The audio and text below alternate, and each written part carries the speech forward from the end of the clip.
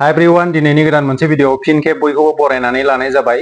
दिनै आं नोंथांमोननि सिगाङावहाय मोनसे जोबोद इम्पोर्टेन्ट आयदानि सायावहाय बे भिडिअखौ लानानै फैनाय जादों। थांनाय 19 जानुवारि खालार खालि सावथाल हारिनि आखायाव जोंनि सासे बर' फिसाया खास्रि बिस्रि जायगायावनो बुथारजानाय आरो बेजों लोगोसेनो सानैखौ गोब्राब जोखोम खालामनायनि उनाव बर'जों सावथाल हारिनि गेजेराव गोबां दुंहाव थासारिया जाबाय। बेजों लोगोसेनो गोबां बर' गामियाव हाबनानै सावथाल मानसिफोरा बर' नखरफोरखौ सावनानै होबाय। बेनि फिनजाथाय महरै बर'फोराबो सावथालफोरनि न'खौ सावनानै होबाय। बेबादि दाङाबाजिनि गेजेराव मोननैबो हारिनि गेजेराव गोबां खहा जाबाय। बेजों लोगोसेनो मोननैबो हारिनि मानसिफोरा रिलिफ केम्पआव थाहैनो गोनां जाबाय। आं गुबुन हारिनिखौ बुंनो थाङा, जोंनि गोबां बर' बिमाफोरा सिगांनि समनिफ्रायनो गोबां दुखु खस्थ' सहायबोनांबाय।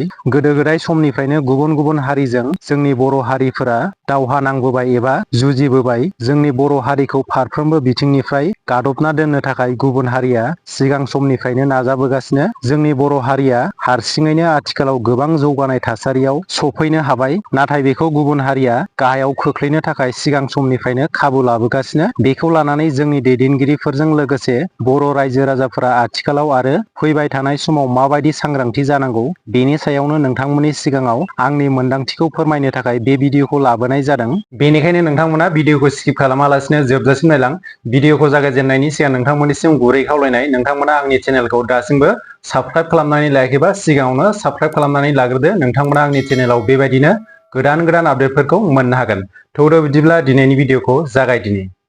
जोंनि बर' हारिया गोदो गोदाय समनिफ्रायनो गुबुन गुबुन हारिजों जुजिनो एबा दावहा नांबोनो गोनां जादों। जेराव जोंनि गोबां बर'नि जोहोलाव आरो जोहोलावजोफोरजों लोगोसे गोबां बर' फिसाफोरा जिउ गारबोनो गोनां जाबाय। गावनि हारिखौ रैखाथि होनो थाखाय आरो गुबुन हारिनि आथिं सिंनिफ्राय उदां जानो थाखाय सिगांनि समनिफ्रायनो बर' हारिया जुजिबोनांदों। मा मायथाइयाव बर' हारिया जुजिबोदों होननानै बुङोब्ला फारियै 1983 मायथाइयाव बर'जों गुबुन हारिजों दावहा, 1989 मायथाइयाव बर'जों असमियाफोरजों दावहा, 1996, 1998 आरो 2014 मायथाइयाव बर'जों आदिबासि सान्थालिफोरजों दावहा आरो 2008, 2012 आरो 2014 मायथाइयाव बर'जों मुस्लिमफोरनि दाङाबाजि। बेबादिनो बर' हारिया गोबां खेब गुबुन गुबुन हारिफोरजों दाङाबाजि जानो गोनां जादों, जेराव जोंनि गोबां बर' फिसाफोरा मुंख्लं जानो गोनां जादों। थिग बेबादिनो थांनाय 19 जानुवारि खालि जानाय जाथायखौबो जों मख'नो हायो, जेराव जोंनि बर' फिसाया खास्रि बिस्रि बुथारजानो गोनां जादों। दा बैफोरखौ नोजोर होयोब्ला जोंनि बर' हारिया गावनि हायावनो रैखाथि गैया। गुबुननिफ्राय हाबफैनाय हारिफोरानो जोंनि बर'फोरखौ अयथासार खालामबोगासिनो। दा आसामनि दाब दाब जायगाफोराव आयेन बेरेखायै हा दखल खालामनानै थानाय मुसलमानफोरखौ आसाम सरकारा होखारगासिनो। नाथाय बैसोर होखारजानाय बांलादेशि मुसलमानफोरा रावबो आसामखौ गारनानै थांफिनाखै। बैसोरो आसामनि सिङावनो मोनसे सेफ एबा रैखाथि गोनां जायगा नागिरनानै मोनबाय। बे जायगायानो जादों BTCनि 6 सिडिउल एरिया एबा ओनसोल, जेराव आसाम सरकारनि आखाइ मोनहास'आ। बेनि सोमोन्दै आं आंनि सिगांनि भिडिअआव फोरमायखांबाय। दा जों बे बाथ्राखौ मख'नो हायोदि BTCआव बर'फोरनि उनाव सेकेन्ड पजिशनाव मुसलमानफोरनि सुबुं सानखो जानानै दं, जेराव बैसोर मुसलमानफोरनि मेन टारगेटआनो जादों फैबाय थानाय 10 बोसोरसिमाव गावसोरनि पपुलेसनखौ बांहोनानै BTCआव पलिटिकेल पावारखौ लानाय। बेनि उनाव गासै आसामखौनो पलिटिकेल पावारनि गेजेरजों दखल खालामना लानाय। मुसलमानफोरजों लोगोसेनो राजबंशीफोराबो BTCखौ दखल खालामनो सिं सिं खायदा लागासिनो दं। क'क्राझार लक सभा बियाबनि बारग' MP नब कुमार सनियाया मोनसे बाथ्रा बुंदोंमोन दि राजबंशीफोरा ST मोनोब्ला BTCनि ST बियाबफोराव बिजाथि थिसननानै बर'खौ फेजेनना राजबंशीफोरनि गेजेरावनो BTCनि सिट थिसननो हागोन। होनब्ला जों बेखौ नोजोर होयोब्ला जोंनि दैदेनगिरिफोरा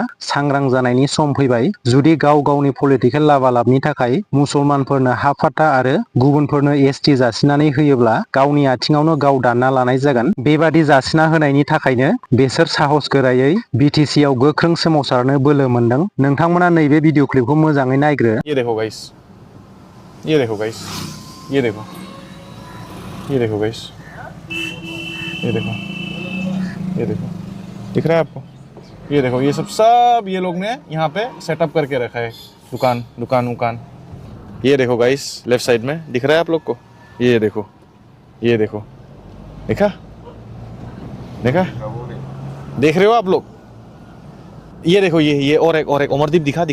ये देखो, ये लोग कैसे ऐसे चाना वाना बेच के शुरू करते, देखा? ये देखो, देखो,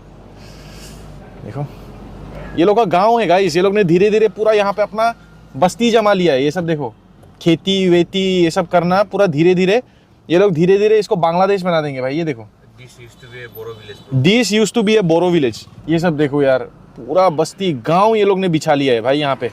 ये देखो भाई, ये देखो, ये देखो, सुनाई दिया कौन से लैंग्वेज में बात कर रहे थे?